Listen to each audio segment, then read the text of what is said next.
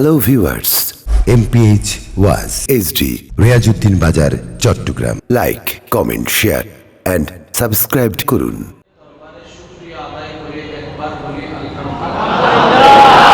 আজকের মাহফিল যারা আয়োজন করেছেন, যারা সহযোগিতা করেছেন, আমরা যারা ইতিমধ্যে উপস্থিত হয়েছি, আমরা যারা উপস্থিত হব, রব্বে করিম আমাদের সকলের জীবনের অতীতকালের কবিরা সগীরা গুনাহকে মাফ করুন। আল্লাহ পাক আমাদের মা বাবার গুনাহকে মাফ করুন। আমাদের যত আত্মীয় স্বজন এই মুহূর্তে কবরের আযাবে কষ্ট পাচ্ছে, আল্লাহ পাক সকলের উসিলায় প্রত্যেক কবরবাসীকে আযাব থেকে মুক্তি দান করুন।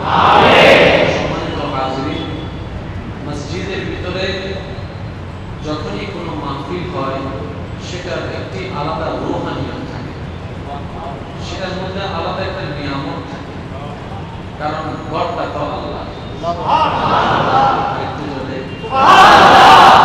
তো সকলের কাছে আমার শ্রদ্ধার সাথে বিনয়ের সাথে আবেদন থাকবে, আমার মওলা আমি অদম অযোগ্য গুনাহগারকে দিয়ে যতক্ষণ তৌফিক করে বলান এই সময়টুকু সবাই মনের গান দিয়ে শোনার চেষ্টা করুন। বলেন ইনশাআল্লাহ।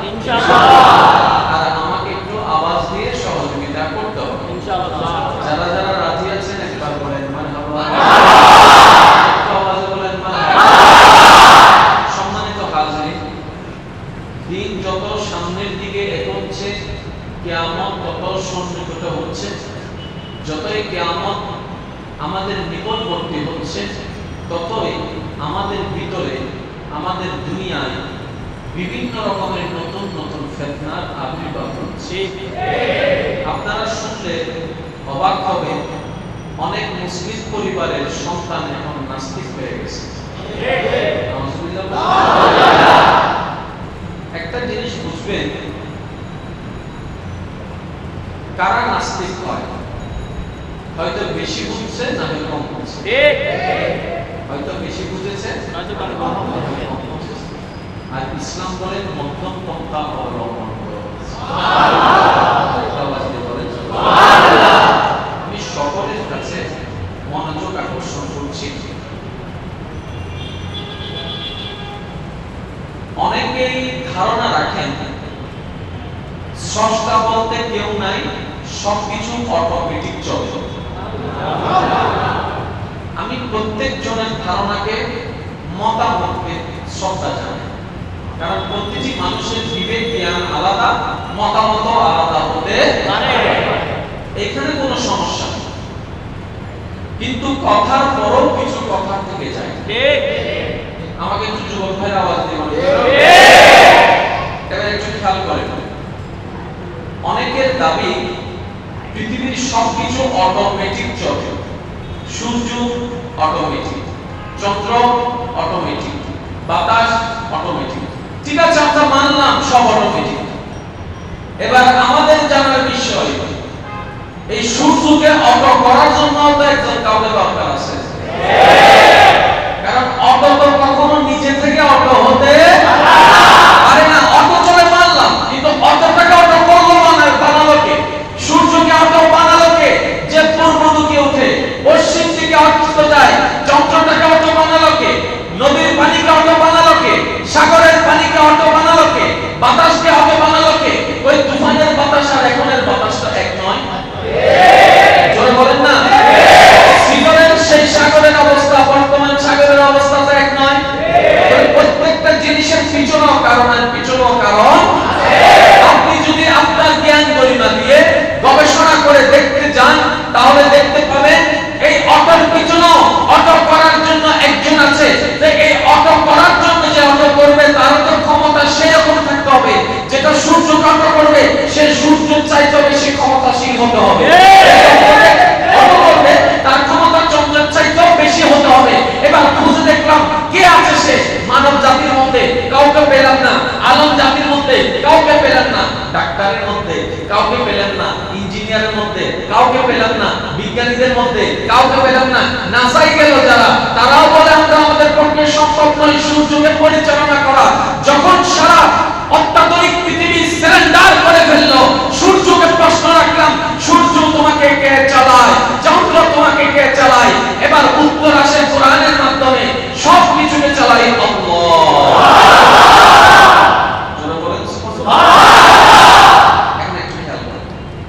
কষ্ট হচ্ছে আপনার? না। আজকে আমি যতক্ষণ থাকবো ইনশাআল্লাহ কিছু পাগলামি চলবে, মাশাআল্লাহ। কিছু না থাকলে আজকে আরো বেশি চলবে, ঠিক আছে না? এখন একটু খেয়াল করবেন, ফ্যান অটো, বর্তমান ফ্যান কি অটো? আমরা বসে আছি ফ্যানের মতো অটো চলতেছে। সুইচটা মুয়াজ্জিন সাহেব দিছিল বলে মুয়াজ্জিন সাহেব সুইচ দিয়ে কোনো কাম করতে পারতো না যদি মেকানিককে সুইচটা না লাগে। মেকানিকও কিছু করতে পারতো না যদি তারটা সে না লাগে। তারও সংযুক্ত হয়ে কিছু করতে পারতো না যদি ট্রান্সফরমার থেকে কারেন্টটা না আসতো। ট্রান্সফরমারও কিছু করতে পারতো না যদি ওয়াপটা থেকে না আসতো। ওয়াপটাই কিছু করতে পারতো না যদি পানিটা না আসতো। এবার একটু খেয়াল করেন, ফ্যান দরকার গরমের জন্য, বাতাস। এই ফ্যানটা আমাদের জন্য উপকারী, ভাই একটু বোঝার চেষ্টা করবেন। ফ্যানটা আমাদের জন্য উপকারী। এই ফ্যানটা বিজ্ঞান আবিষ্কার করেছে মানব জাতির কল্যাণের জন্য, ঠিক না? এবার ফ্যান হচ্ছে আমরা তার বাতাস নিচ্ছি, এটা হচ্ছে শেষ রেজাল্ট। বাতাস নিচ্ছি, এটা হচ্ছে শেষ রেজাল্ট, এরপর আর কিছু নাই। এই বাতাসের আগে ফ্যান, ফ্যানের আগে স্টিল। এখন দেখেন ফ্যানটা তৈরি করলো কে? মানুষ। জোরে বলেন মানুষ। ফ্যানটা লাগাইলো কে? মানুষ। কারেন্ট দিলো কে? মানুষ। সুইচ লাগালো কে? মানুষ। তার লাগাইলো কে? মানুষ। সব কিছু আছে, শুধু কারেন্টটা নাই। কিচ্ছুটা নাই। এবার ওয়াক্তা অফিসকে জিজ্ঞেস করেন কারেন্ট আসে কোন জায়গা থেকে? বলে ওয়াক্তা থেকে। তো কারেন্ট কি কোন ফ্যাক্টরিতে জন্ম হয়? বলে যে না। এটা কি মাটি থেকে আসে? বলে যে না। তো কিসের মাধ্যমে? বিজ্ঞানের ছাত্ররাই আমাদেরকে জানাচ্ছে পানির ঘর্ষণে, তরঙ্গের ঘর্ষণের কারণে। এবার যখন পানি থেকে কারেন্ট আসলো, কারেন্টটা মসজিদে আসলো, মসজিদ থেকে সুইচের মাধ্যমে ফ্যান চললো, বাতাস পেলাম। এবার পানিটা সৃষ্টি করলো কে? যেটা বাতাস কাটছেন সেটা আল্লাহ পাক শুকরিয়া আদায় আল্লাহ করতে হবে। এই যে বাতাস কাটছেন এটা আল্লাহ শুকরিয়া করব। সুবহানাল্লাহ। কখনো কি ভেবেছেন এই যে ফ্যানের বাতাসকেও আল্লাহকে শুকরিয়া আদায় করতে হবে? আমরা ভেবেছি ভাত খাইলে শুকরিয়া আদায় করতে হবে। আমরা ভেবেছি ঘুম থেকে উঠলে শুকরিয়া আদায় করতে হবে। আমরা ভেবেছি সন্তান আসলে শুধু শুকরিয়া আদায় করতে হবে। আমরা ভাবছি ব্যবসার মধ্যে কিছু লাভ হইবে। ফ্যানের বাতাস যে শুকরিয়া, এটা আমরা বুঝতে পারি নাই। মনে রাখবেন ফ্যান যদিও ব্যক্তির তৈরি, কিন্তু সেটাকে চালাচ্ছে আমার আল্লাহ। এবার আমি আপনাদের শিক্ষিত সমাজের কাছে একটা প্রশ্ন রাখতে চাই, বিরক্ত না হলে বলবো।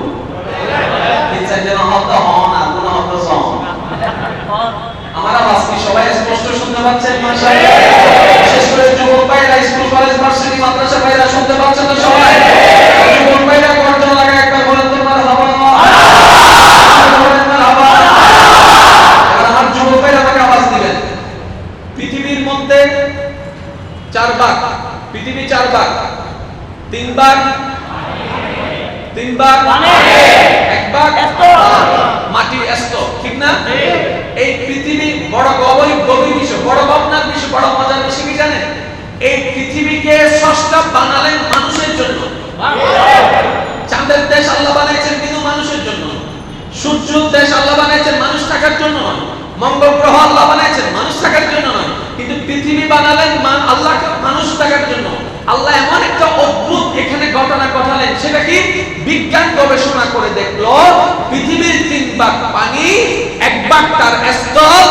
এই পৃথিবীতে থাকার জন্য আল্লাহ যে জাতি সৃষ্টি করেছেন, সে মানব দেহের ভিতরেও 3 ভাগ পানি, 1 ভাগ স্থল। মানব দেহে 3 ভাগ কি? পানি। আরো জোরে বলেন পানি। পানি মানে কি? তরল পদার্থ। রক্ত এটা পানির অংশ, ক্যালসিয়াম এটা পানির অংশ, সবকিছু এটা পানির অংশ। সেজন্য তো ডাক্তাররা বলে বেশি বেশি পানি খান, পানি খান, বেশি বেশি পানি খান। ডাক্তার জীবন তো বলেন না বেশি বেশি ভাত খান। ডাক্তার কখনো তো বলেন না এবার পানি খাও, পানি শূন্যতা চলে আসলে প্রবলেম হবে। জোরে জোরে জোরে। এটা কোন ডিজাইনার? আমি কেন কথা বলার জন্য যতক্ষণ পর্যন্ত আপনি বান্দা হিসেবে আল্লাহর নিয়ামতকে গভীরভাবে ফিল করতে পারবেন না, ততক্ষণ পর্যন্ত আপনার অন্তরে ইশকে ইলাহি আল্লাহর প্রেম কখনো অনুভব হবে না। যদি সেই টান, সেই মায়া, সেই মহব্বত অনুভব না হয়, নামাজ চলতে থাকবে, স্বাদটা আসবে না, রোজা রাখতে থাকবেন, পরিবর্তনটা আসবে না, হজ করতে থাকবেন, সেই মুখটা ভিতরে আসবে না, কোরআন পড়তে থাকবেন, সে ভদ্রতা ভিতরে আসবে না। কিন্তু যখন আপন রবের সাথে মহব্বতের সম্পর্কটা তৈরি হয়ে যাবে, আপনার এক একটা সিজদা হবে কোটি সিজদার চাইতে। এর আগে শর্ত কি? আল্লাহর সাথে মহব্বতের সম্পর্কটা করতে হবে। এখন আল্লাহকে যদি আমরা না বুঝি, করব কিভাবে? ঠিক না ঠিক? এমন কি কোনো বান্দা আছে যে আল্লাহর সাথে সম্পর্ক করতে চায় না? সবাই চায়, শুধু আমরা ধরনটা জানি না। আমরা ধরনটা জানি না। এবার আসেন একটু খেয়াল করবেন, 3 ভাগ কি?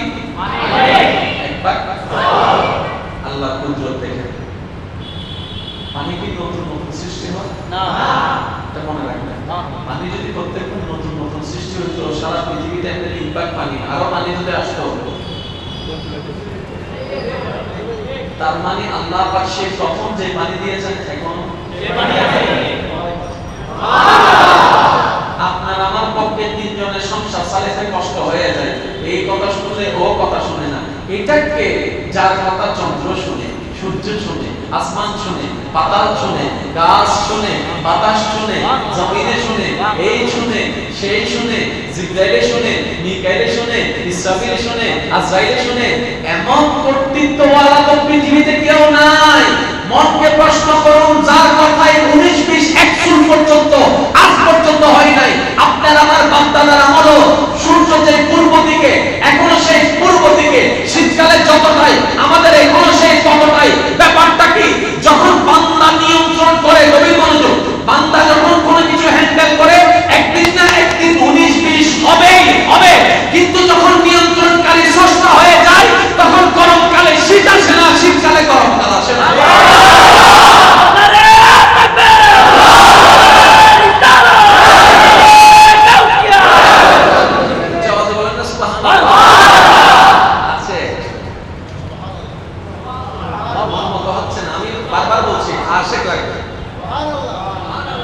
আমার কথাগুলা এই কান দিয়ে শুনলে চলবে না, মনের কান দিয়ে শুনতে হবে।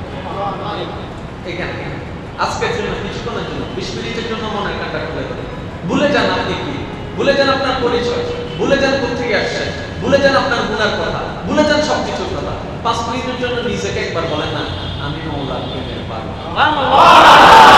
নিজেকে বলেন, আমাকেও বলার দরকার নাই, পাশের মানুষকে বুঝতে দেওয়ার দরকার, নিজে নিজে বলেন। 10টা মিনিটের জন্য দেখি আমি মওলার প্রেমের পাগল হতে পারি।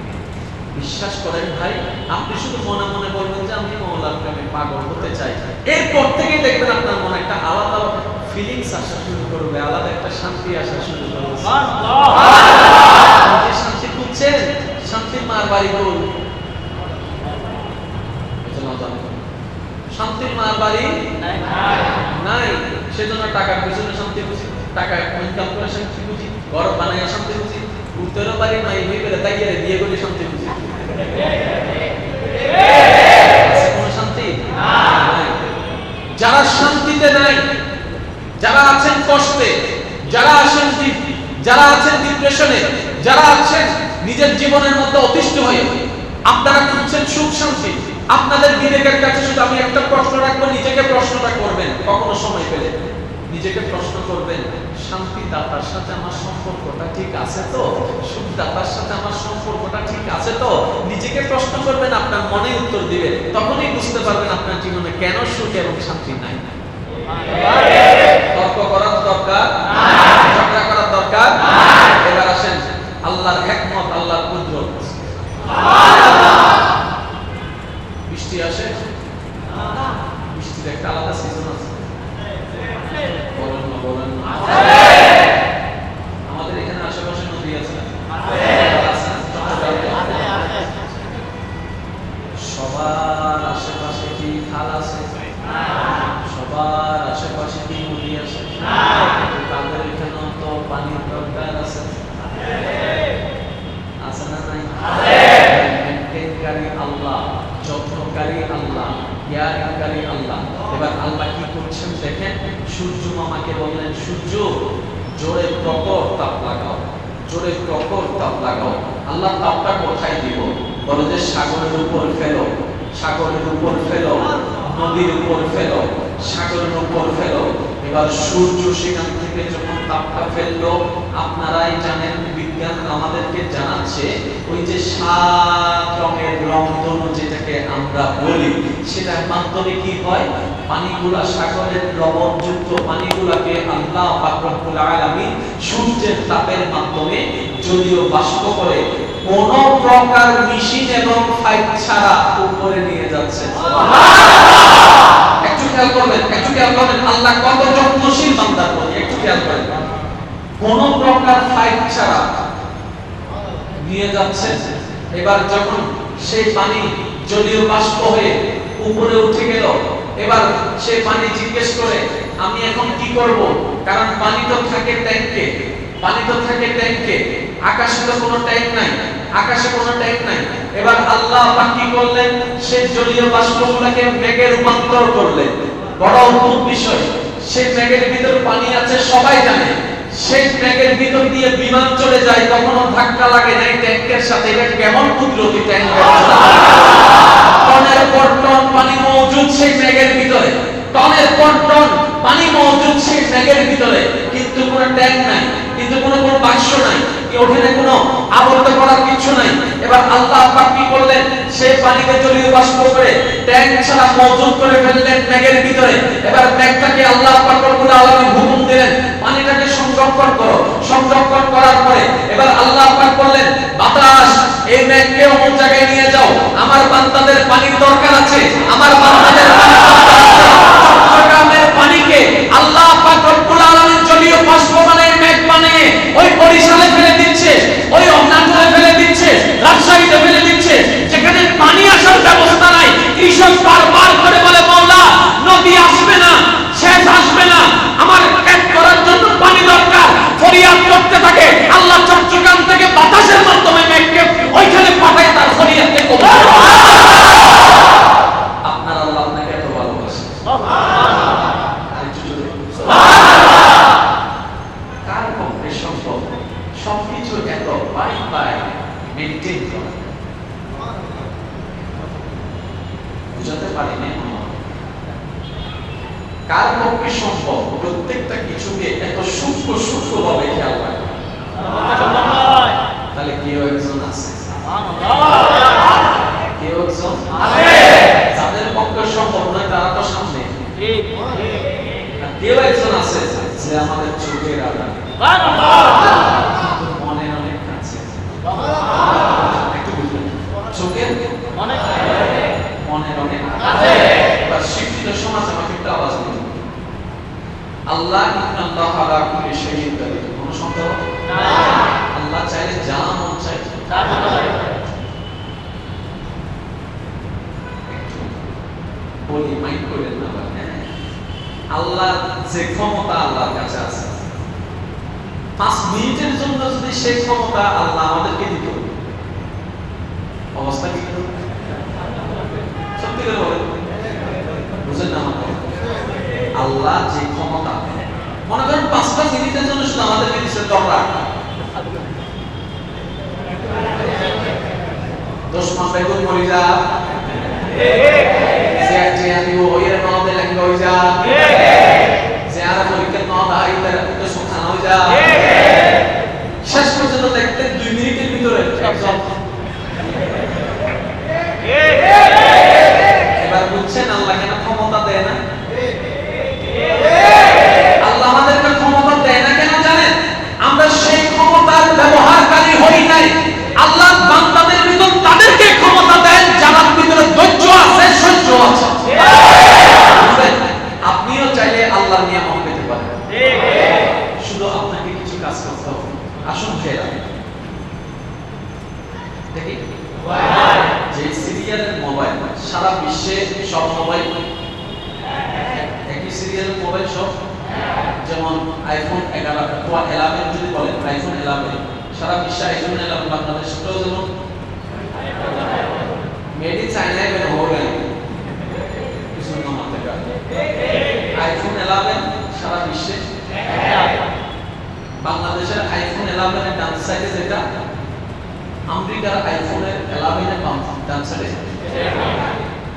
বাংলাদেশের আইফোন যেটা দিয়ে সাইলেন্ট করা হয় ইন্ডিকেটরটাও একই, কিন্তু আবার কোয়ালাবের সাথে হয়তো না মিলতো পারে, কিন্তু যেটা এক্সিরিয়াল ইয়ং জেনারেশনের ভাইয়েরা একটু বোঝার চেষ্টা করে। প্রত্যেক বছরে এক দুইটা করে নতুন সেট কিন্তু বের হচ্ছে, প্রত্যেক বছরে এক দুইটা করে। আচ্ছা, নতুন সেট কখন বের হয় একটু খেয়াল করবেন।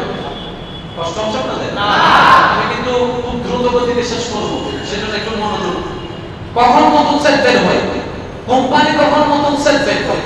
যখন দেখা যায় তার মার্কেট ধরে রাখার জন্য তাকে উঠে পড়ে রাখতে হবে, আরেকটা কোম্পানি নতুন সেট বের করেছে, তখনই দেখবেন কোম্পানি আরেকটা নতুন সেট বের করে। মার্কেট ধরার একটা বিষয়। এক সময় মার্কেট ছিল একক রাজত্ব, নোকিয়া, কথা বলে না কেন? তার হাতে নোকিয়া, কিন্তু বর্তমানে নোকিয়া, কারণ তারা মার্কেটিং পলিসি করতে পারে নাই, তাদেরকে জায়গা দখল করে নিয়েছে, তাদের চাইতে বেশি স্যামসং, তাদের চাইতে বেশি ম্যাক্সিমাস, বিভিন্ন কোম্পানি জায়গা দখল করে নিয়েছে। বর্তমানে আইফোন কিংবা স্যামসাং আছে, অপো আছে, যেটাই বলেন না কেন, তারা মার্কেটিং সিস্টেমে আগিয়েছে। কিন্তু একটা কথা মনে রাখবেন, যেটা চট্টগ্রামের যে মডেল, আমেরিকার মডেলও সেটা। এবার কোম্পানি যখন নতুন সেট বাজারে আনার জন্য প্ল্যানিং করে, তখন কি করে? 1-2 মাস 3 মাস আগে একটা মিটিং ডাকে। ওই মিটিং এর মধ্যে 100 জন 200 জন 300 জন তাদের কর্মী থাকে। থাকার পরে তাদেরকে বলে অমুক কোম্পানি নতুন সেট এনেছে, আমাদেরকে আগামী 3 মাসের ভিতরে একটা নতুন সেট আনতে হবে মার্কেট ধরে রাখার জন্য। এবার কি করতে হবে? আমাদের অতীতের ফুলফুলা তো সবাই আমরা চিনি, এই মডেল এই মডেল এই মডেল এই মডেল, কোন মডেলের কোন কোয়ালিটি সেটা আমরা সবাই জানি। সুতরাং এমন একটা ফোন বের করতে হবে যেটা সবথেকে একটু আলাদা হবে।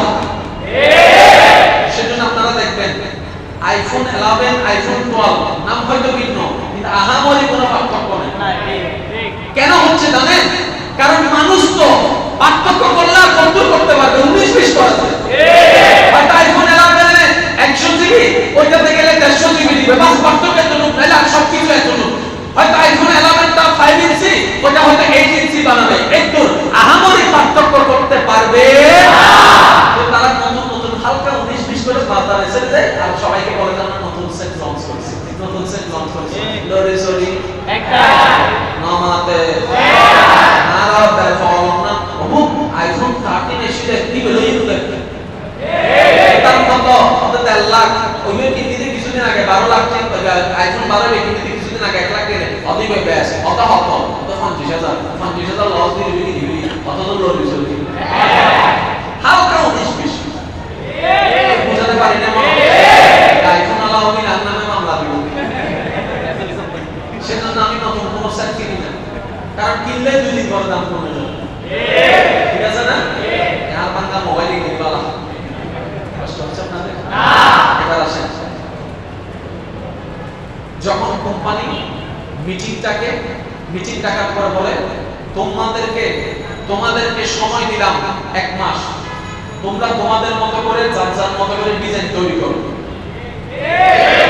এই সবার তৈরি করা ডিজাইনের ভিতরে যাত্রা সিলেক্টেড হবে, আমরা সেই ক্যাটাগরির মধ্যে মোবাইল বানাবো। এবার তারা 1 মাস পরিশ্রম করার পরে যে যার মতো করে স্ক্রিপ্ট জমা দিল, ওটা যখন ম্যানেজমেন্ট কমিটি তদারকি করার পরে যাত্রাই সিলেক্টেড হবে, ডিজাইন এটাকে বাছাই করার পরে তারপরে ইন্টারনাল ডিজাইনগুলোকে আস্তে আস্তে ইমপ্রুভ করার চেষ্টা করে। কিন্তু সারা পৃথিবীটা এক। এবার দেখেন কোটি কোটি মানুষ, কোটি কোটি চেহারা, কোটি কোটি মানুষ, কোটি কোটি চেহারা।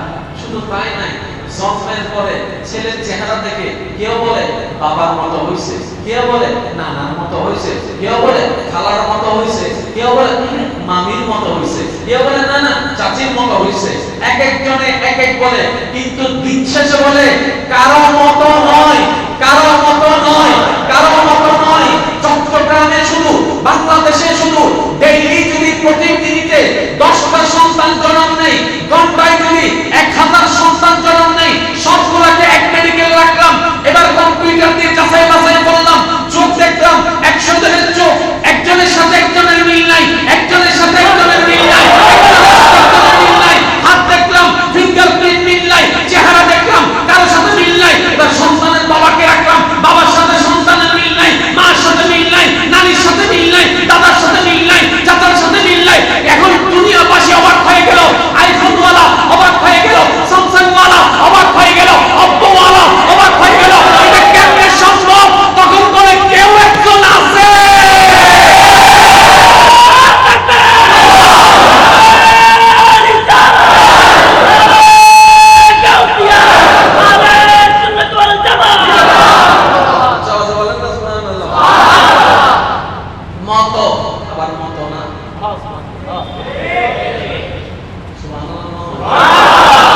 মত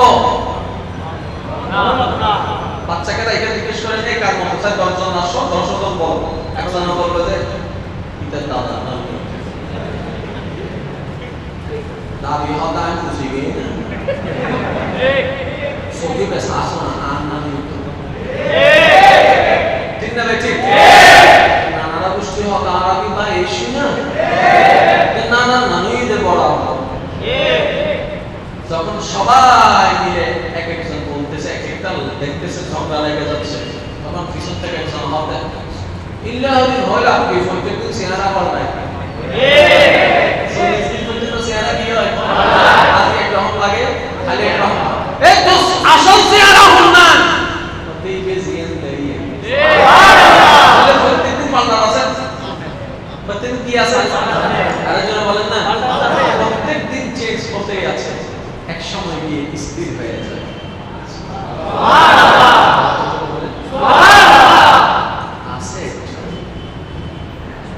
আছে যে এই যত্নটা নিচ্ছে